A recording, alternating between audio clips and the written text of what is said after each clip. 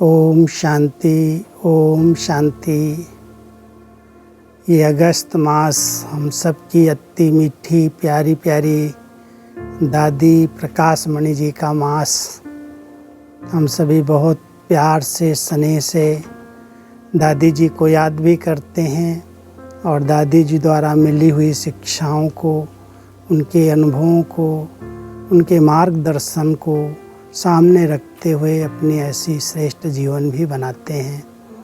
हमारी दादी, जिनकी मुझे बहुत नज़दीक से पालना मिली, देखने को भी, उनके अनुभवों को भी बहुत नज़दीक से देखा सुना, ये भी मेरा ड्रामा में बहुत श्रेष्ठ पार्ट रहा।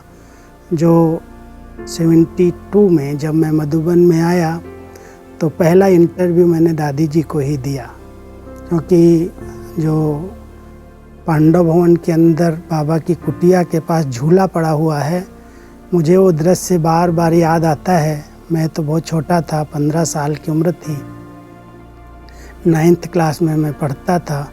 और पहली बार जब मधुबन आया तो 1-1.5 महीना छुट्टियां थी स्कूल की, मैंने यहाँ खूब सेवाएं की। तो दीदी दादी की नज़र पड़ी और उन्होंने मेरे से पूछना शुरू किया कि आपकी उम्र कितनी है, आप किस क्लास में पढ़ते हो, आपके परिवार में कौन कौन ज्ञान में चलते हैं। ऐसे बहुत सारे प्रश्न इंटरव्यू के रूप में मेरे से लिए। और एक ही झूले में बैठ कर के वो दृश्य मुझे याद आता है कि एक तरफ झूले पर दादी थी, एक तरफ मैं था। और मुझसे बहुत प्यार से बातें करके फिर दादी कहती है, भाई अभी तो बहुत छोटा है। मैंने समझा उम्र बड़ी है और तुम्हारे घर में तो तुम लौकिक में 3 के बीच में अकेला है, कैसे ज्ञान में, कैसे मधुबन में समर्पित होगा। देखना अगर तुम्हारी दिल हो तो और 1-2 साल पढ़ करके फिर पिताजी की चिट्ठी लेके आ जाना। तो वो दिन याद आते हैं कि दादी जी ने कहा और मैं गया, 1 साल मुश्किल से पढ़ाई की। और जब आया तो पहले ही गेट पर दादी ही मिल गई। अंदर भी नहीं घुसा था, सामान सहित गेट में घुसा और दादी सामने चक्कर लगा रही थी।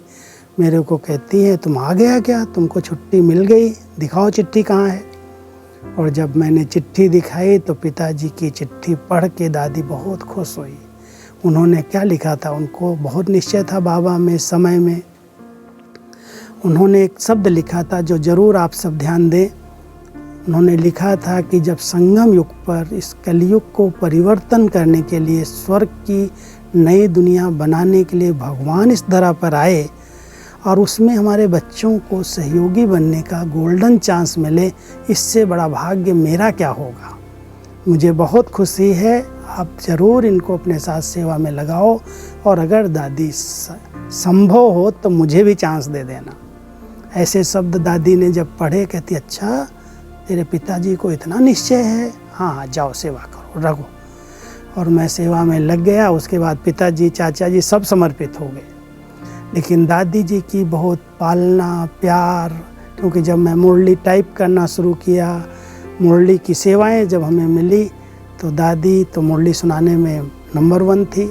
दादी जब मुरली सुनाती थी ना तो कहते थे दादी ज्ञान डांस करती है। और बाबा के अव्यक्त होने के बाद दादी को ही ये सेवा मिली। और सचमुच दादी जिस तरह से मुरली का मनन करती थी, अध्ययन करती थी, क्लास में आके जब सुनाती थी तो ऐसा सब के अंदर उमंग भर देती थी, उत्साह आ जाता था। और अगर कोई भी बात नए ढंग से प्रस्तुत किया तो दादी तुरंत क्लास के बाद मुझे अपने पास बुलाती थी और बुला के कहती थी, देखो ये बात हाईलाइट करो, इसमें प्रश्न में डालो, सार में डालो, धारणा के लिए। ये सारी पॉइंट्स दादी हमें गाइड करती रही।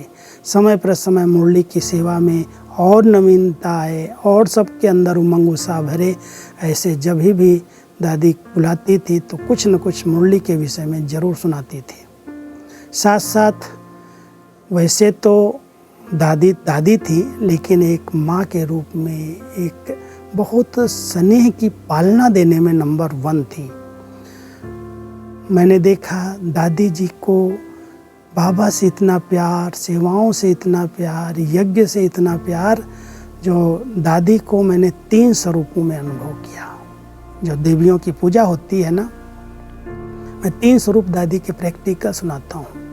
क्योंकि जब मैंने पत्र व्यवहार की और उत्तर देने की सेवा शुरू की थी, जब दादी ने मुझे अपना इस सेवा में सहयोगी बनाया, तो मैं दादी जी के साथ जब बैठता था तो दादी एकदम ऐसे लगता था जैसे सरस्वती माँ है, विद्या की देवी है। और इतनी तेज मेमोरी थी, मेरे से 10-12 पत्र सुन लेती थी एक साथ। सुनाओ क्या लिखा है लोगों ने, क्या बहनों ने लिखा है। और मैं सार में सुनाता था, दादी इस बहन ने ये लिखा है, इस सेंटर का ये समाचार है। सब ऐसे आंख बंद करके सुनती रहती थी और सुनने के बाद साथ में ही बैठे होते थे, बस लिखाना शुरू कर देती थी, एक एक के नाम सहित। वहाँ की पूरी जैसे बायोग्राफी सेंटर्स की उनको याद हो, सब कुछ उत्तर दे देती थी। शार्ट में लिखाती थी, फिर कहती एक आधी बाबा की कोई पॉइंट तुम इसके साथ ऐड करके पत्र का उत्तर दे दो।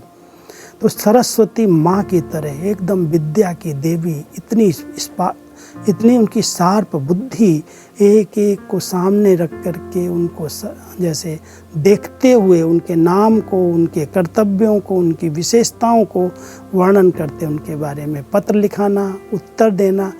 ये पहले पहले हमने उनका सरस्वती का रूप देखा। दूसरा रूप देखता था कि अगर कोई कमी, कमजोरी, कोई गलती करके दादी के सामने आता था तो उनका रूप भी दुर्गा रूप था। दुर्गा की तरह, काली की तरह दुर्गुणों को हरने वाली दादी माँ थी। ऐसे लगता था कि दादी का वो रूप ऐसा था जो लोग कोई भी कमी कमजोरी को फट से महसूस करें और संकल्प करें, दादी मैं इसको आपके आगे अर्पित करता हूँ, अब दोबारा नहीं करूँगा। कोई भी गलती करके आता था, दादी बोलती कम थी लेकिन ऐसी दृष्टि देती थी, ऐसी सकाश देती थी, ऐसा रूप उनका होता था जैसे दुर्गा है, दुर्गुणों को ख़त्म करने वाली दुर्गा है। तो ये दूसरा रूप मैंने दादी के साथ कई बार अनुभव किया। कोई भी उनके सामने आता था, उसको अपनी गलतियाँ, अपनी कमियाँ महसूस करा देती थी और परिवर्तन करने की शक्ति दे देती थी। तीसरी विशेषता धन लक्ष्मी के रूप में मैंने देखी। जैसे इतना सारा कारोबार, बाबा ने कहा बच्चे किसी से मांगना नहीं, और उनकी हिम्मत के साथ बाबा से इतना कनेक्शन, लेना केवल एक बाबा से, किसी देदारी से नहीं, कोई से भी कुछ मांगना नहीं है। मुझे एक दृश्य याद आता है, शार्ट में सुनाना है इसलिए बताता हूँ कि एक दिन ये मनमोहिनी वन बन रहा था और कुछ पैसे की ज़रूरत थी। तो मैं अचानक दादी के पास गया, तो बैठी थी ऐसे अकेले में, कहती है राजू आज मेरे हाथों में खुजली हो रही है। दादी खुजली होती है तो क्या होता है? तो मैंने ऐसे हाथ लिया दादी का, ऐसे ऐसे मैंने भी दादी के हाथ को पकड़ा, ऐसे ऐसे सहलाने लगा। हमने दादी दूसरे में नहीं होता है? बोली नहीं, एक में ही होता है, इसमें जब होता है ना तो पैसा आता है। और सचमुच दादी की वो संकल्प शक्ति थी। उस समय कुछ यज्ञ में पैसे की ज़रूरत थी और दादी ने ये मुझे कहा, और केवल 5-7 मिनट में मैं बात किया, वहाँ से उठा और बाहर आकर के मैं केवल वहाँ से शांतिवन में जो दादी का कॉटेज है वहाँ से निकला और बरगद के झाड़ तक ही पहुँचा था। बाहर पता नहीं कौन भाई आया और दादी के हाथ में इतनी बड़ी गड्डी पैसों की रख दी। अब दादी को याद आया कि अरे राजू को मैंने बोला था ना खुजली हो रही है, बुलाओ उसको। और उस भाई को जिसने दिया था उसको कहा तुम जाओ बाबा के कमरे में बैठ जाओ। उसको बाबा के कमरे में छिपा दिया, बिठा दिया और मुझे बुलाया। जब मैं वापस गया तो कहते देख अभी बोला था ना हाथों में खुजली होती है और पैसा आएगा, तो ये आ गया, अभी ले जाओ भंडारी में जमा करो और देखो जितना ज़रूरत थी ना उतना ही आया है। मैंने सवेरे सवेरे आज बाबा को कहा था, बाबा आज भंडारी में कुछ नहीं है और मनमोहिनी वन में इतना बड़ा मकान बन रहा है, मुझे इतना चाहिए। बाबा को कहा था, इंसान को नहीं कहा था। और जिस भाई ने लाया ना उसको मैंने बाबा के कमरे में बिठाया है, देख ले। मैं देखा सचमुच वो भाई बैठा था। फिर बाद में मैंने उससे बात की, हमने कहा तुम्हें पैसा कैसे लाए, कैसे दादी ने कहा था तुमको? कहता नहीं सवेरे सवेरे मेरा मकान था, ज़मीन थी, मैंने बेची थी, पैसा आया था। हमने कहा बाबा के यज्ञ में मैं सफल कर दूँ। तो दादी का संकल्प इतना शक्तिशाली था, वो जैसे जो संकल्प करती थी हो जाता था। बाबा तो था ही उनके साथ, क्योंकि बाबा ने उनको निमित्त बनाया था।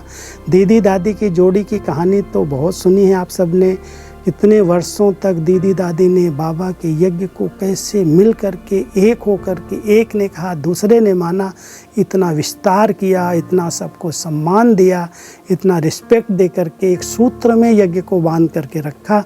तो दादी तो उस समय तक, जब तक दीदी थी तब तक तो दीदी दादी की जोड़ी थी। एक अगर कहीं बाहर जाता था तो दूसरा यहाँ रहता था। लेकिन उसके बाद जब दादी के ऊपर सब जवाबदारियाँ यज्ञ की आई, विस्तार भी बहुत हुआ 83 के बाद, और दीदी अव्यक्त हो गई, उसके बाद हम लोगों को और सहयोगी बनने का, समीप रहने का चांस मिला।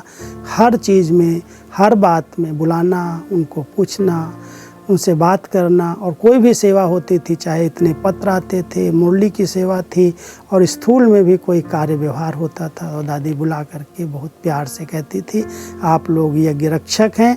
एक बार पता दादी ने मेरे को क्या कहा, मेरा कंप्यूटर आया था, प्रिंटर बहुत महंगा उस समय था, मैं समझता हूँ 55,000 का आया था, और पहले आया, कुछ दिन चला और ख़राब हो गया। अब मैं डर गया, ख़राब हो गया, पता नहीं दादी क्या कहेंगी, क्योंकि इतना पैसा तो यज्ञ में था नहीं उस समय। तो जब वो ख़राब हो गया तो 2-3 दिन मैंने दादी के सामने नहीं गया, मैं डरता था पता नहीं डांट लगेगी। तो 2-3 दिन जब नहीं गया सामने, और मुरली रुक गई, सेवा रुकी, तो दादी को पता चल गया कि कुछ हुआ है, इसलिए नहीं आता है। तो मेरे को ऐसे बुलाया और बुला के बाजू में उठाया, क्या हुआ है, तुम 2-3 दिन से दिखाई नहीं देता, मैंने सुना है मुरली रुक गई है, मुरली नहीं जा रही, छप रही है। दादी ऐसा है कि इतना महंगा प्रिंटर हमने आपकी छुट्टी से मंगाया था, वो ख़राब हो गया, अब जब तक वो रिपेयर हो, जब तक ठीक हो, तब तक तो मुरली कैसे जाएगी। कहती है, मेरे को बहुत प्यार से कहती है, तुम मालिक नहीं हो यज्ञ के, अगर ये प्रिंटर ख़राब हो गया तो तुम ठीक नहीं करा सकते हो, तुम दादी को बताता तो दूसरा ले लेता, इसमें क्या बड़ी बात है, ख़राब तो होती हैं सब चीज़ें, तो साधन है, तो जाते हैं आते हैं। तुमको अगर बाबा की मुरली रुक जाएगी, इतने ब्राह्मण बच्चों का भोजन रुक जाएगा, कितना बड़ा बोझ चढ़ेगा। इतना प्यार से सिखाया कि तुम मालिक हो, और ऐसी सेवाएं कभी भी रोकनी नहीं चाहिए, चाहे जितना खर्चा हो उसके पीछे हो। तो ऐसे दादी की दिल बहुत बड़ी थी, विशाल थी, और उस विशाल दिल के साथ साथ पालना के संस्कार, इकोनॉमी के संस्कार, और साथ साथ सबको साथ लेकर के चलने के संस्कार, बहुत सारी विशेषताएं दादी की हैं। लेकिन संक्षिप्त में ये कहूँ कि दादी जी ने जो बाबा के बाद यज्ञ का विस्तार किया, हम देख रहे थे ओम शांति भवन बना, ज्ञान सरोवर बना, और उसके बाद इतना बड़ा शांति वन का निर्माण कराया। दादी जी की हिम्मत थी, एक बल, एक भरोसा, एक बाबा, दूसरा न कोई, और सबको साथ लेकर के, मिल कर के, सबको सम्मान देना, अपने सम्मान में रहना, बहुत निर्माण चित बन के चलना। तो दादी प्रकाश मणि जी की कितनी विशेषताओं का मैं वर्णन करूं, मैंने तो कदम कदम पर उनसे सीखा है, और उनकी छत्र छाया में अभी तक भी अनुभव करता हूं, उनसे प्रेरणाएं लेता हूं, गाइड भी करती है, और सब कार्य उनकी ही देख रेख में जैसे अभी तक भी चलता रहता है। ओम शांति, ओम शांति, ओम शांति। दादी प्रकाश मणि।